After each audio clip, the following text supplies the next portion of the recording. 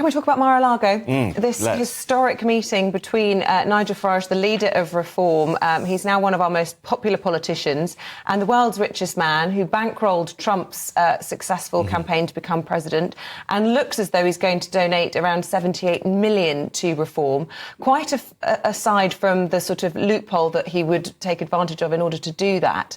What's in it for Elon Musk? I think a combination of things. He's clearly not very fond of Keir Starmer. He's been sort of beefing with him on social media for many, many months now. He does seem pretty convinced that this is a uniquely authoritarian Prime Minister, and he's particularly concerned about issues around freedom of speech. Apparently, in their discussion at Mar-a-Lago, the Online Safety Act was discussed and what that could mean for his own platform of X. I also think the thing about this 78 million figure, this would be record-breaking in terms of a single donation for British politics. The current record is around 10 million by Lord Sainsbury in 2023 to the Conservative Party. But for Elon Musk, a man who is worth hundreds of billions of dollars, this is kind of money down the back of the sofa. So even just sowing a bit of discord, landing a blow against Keir Starmer, and also sticking up for what he sees to be issues that he cares about, like freedom of speech, it's a pretty low-risk venture for him and could also produce huge effects given the kinds of sums that we're talking about. Yeah, you're right about it being low risk. Whether he gave Reform money or not, Keir Starmer would not be re-elected.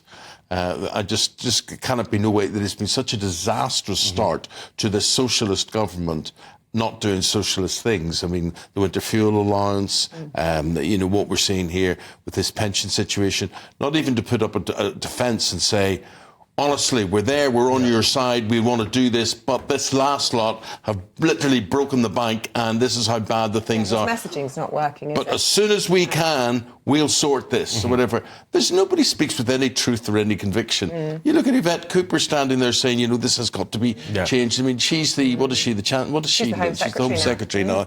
And, you know, it just, politicians, they are pathetic in this country. We get what we deserve. Now, is Nigel Farage going to get a whole heap of money and he can do what he wants? I personally don't think Musk, and there's question marks over what sort of character. He's like a blooming Bond villain. He is. He is. He really He certainly looks like one. Should Musk be allowed to interfere in our politics? I don't believe he should. But what and should there be a cap, as you say, on donations? I mean, how would that make Reform the wealthiest political party in the country? I mean, it's certainly in terms of the amount of donations. If you look at the amount that say that during the last election campaign, the single biggest donation was by the other Lord Sainsbury to the Labour Party, which was about £2.5 million. So this is a considerable amount of money by British political standards. We don't have the kinds of levels of donations that is generally seen in America. And there is a big question to ask about, should you have any kind of oligarch, whether they're domestic or internationally based, being able to just plough all of this money into a particular political party. But I think that question is slightly separate to the fact of, I think the reason that this is so put the wind up a lot of people in politics is because they recognise how vulnerable Keir Starmer is for precisely the reasons that you've talked about, Eamon. He's his own worst enemy, regardless of what Reform or Elon Musk do. Genuine question. Do you think it is unusual or strange or noteworthy that billionaires are attracted to a party that is appealing to the people? It's supposed to be the party of the ordinary person, and yet it's these billionaires that are getting involved. I just want to get to the crux of, you know, do they think they're going to make a heck of a lot of money by changing regulations, deregulating everything to their advantage? I just wonder if there are questions about why these billionaires are interested in it. And we should always ask those questions whenever you've got big money in politics. You have to ask what's in it for them. Are they going to be entirely altruistic about this? It is worth saying that, particularly in America, say, the big money has been behind the Democratic Party, certainly in the last election and beforehand. There is a selection of kind of Silicon Valley dissidents who have got behind the Trump campaign. 8 out of 10 of the top donations in the election that just took place were to the Republicans. Well, in terms of where the Silicon Valley money has been up until this point, it's not as if this is clear-cut towards one party or the other, towards a populist party rather than in the other direction.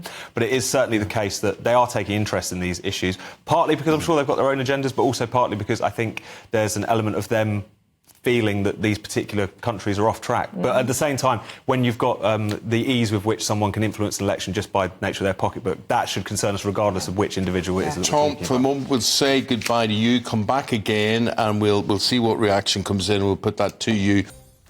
Right, we're going through what's making the news today in the company of the former Liberal Democrat Minister Norman Baker and the political commentator Paula London. Good morning to both of you. Morning. Red and green, and the very festive colours as well. What about Elon Musk, Paula? Could we start talking about him and his the possibility that he's going to bankroll the Reform Party and Nigel Farage. Yes, a lot of people were enraged yesterday when Nigel posted a photograph of himself, Nick Candy and Elon Musk in America. And obviously, Elon practically helped Trump win the election. He's a very, very powerful man. He's extremely rich. Those three men together are worth about $500 billion, I believe. Who is Nick Candy? What does he do? Nick Candy is a property magnate. Oh, yeah. He's a money man. He's married to the singer, Holly isn't he? Valance. Yes, Holly Valance, yeah. yeah. He was also a donor to the Conservative Party. He gave $250,000 to Boris Johnson. And now, obviously, he's moved over to Reform. And he has said that he can arrange around £40 million for Reform, and he's going to make a personal donation of £1 million plus himself. Right, all of this fills me with dread. I'm just cutting across you here because I think this means that politics is out there to the highest bidder. That's exactly right. And leave aside whether you're in favour of reform or not in favour of reform. This is not about this. This is about whether, A, someone with a huge amount of money can buy elections, and secondly, Elon Musk is an American. We're in this country. He's actually South African. Well, OK, thank you, but I mean, he's not British, and he's talking from the States. And what he's doing is effectively interfering in our politics. And I do think we should either have, A, huge amounts of money from one individual, or B, someone from overseas. Well, I don't think it's... Money, obviously, is a huge thing in politics, but it's the power of Twitter. So many people now decide who they want to vote for because of Twitter. It's not just about politicians being on TV, and obviously he has the platform. He's put his neck on the line, and let's not forget, if Trump had lost, he could have been arrested for election interference. So... yeah, Twitter's really going to help people because so many people are trying to silence people on the right around the West, and he won't let it happen. And that's why I'm very proud of him. Like, those three guys could save the West. So, yeah. I don't know, save the West. Yes. I mean, there will be people, Elon Musk and Candy in particular, are people with so much money they can skew the electoral process. Well, look what happened at Lord Ali with Labour. Well, I don't agree with that either. People should be able to assess issues on the basis of whether they're right or wrong, whether they agree with them or don't agree with them, and they shouldn't be able to be influenced disproportionately by people who are able to spend huge amounts of money to buy up coverage on TV, radio and on the internet. Why do you think billionaires are drawn to politics? I mean, if there is a desire to donate and solve some of the social issues that face us, could they not just wipe out the debt, for example, facing the NHS? Of course they could do. Or solve the problems in our schools. So what is it that you think that Nick Candy or Elon Musk will get power from this? And that doesn't worry you? It does worry me a little bit. I think once you make a hell of a lot of money in life, for them, they just want power. They want to make change. I believe they have intrinsic satisfaction. They want to make the world a better place. But why don't they do that by sorting out our schools and our hospitals? It's much easier with politics because you know you can have a voice, but if you're in the inside, it's easier. I don't think they want to make the world a better place. I think they want power. That's the first thing they want, and the second thing is they want to be able to ensure that their view of the world is imposed on other people, whether they want it or not. That's what they want. And that's the thing, Norman. I mean, you were saying it doesn't matter who your political party is, who you support or whatever, there should be a ring fence. There should be something around which says, this is politics, these are the political parties, these are the rules where you can become engaged in this or not, and money should not be part of what we're talking about. Could there be a legal change before this happens? Well, I mean... stop a party making or capping the amount a company could donate? There could be, and in fact there should be. I'm in favour of public... I mean, this is a minority view. I'm in favour of public funding of political parties based on the number of members that a party has that generates a response from the taxpayer. Because, OK, it's going to cost public money, but it's much cleaner. It's much, much cleaner than what we have at the moment. And you cannot have someone coming in and giving £10 million or whatever it happens to be and getting a response. Elon Musk, by the way, has made an absolute fortune out of Trump because what's happened is his shares have gone up massively and the amount of money he gave to Trump has more than been covered by the increase in his share value.